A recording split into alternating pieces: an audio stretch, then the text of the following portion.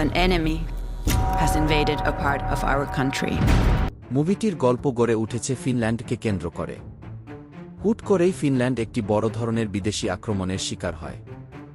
গল্পের মূল কেন্দ্রবিন্দুতে আছেন একজন তরুণ এবং অনভিজ্ঞ প্রেসিডেন্ট, যাকে দেশের এই চরম সংকটের সময় কঠিন সব সিদ্ধান্ত নিতে হয়।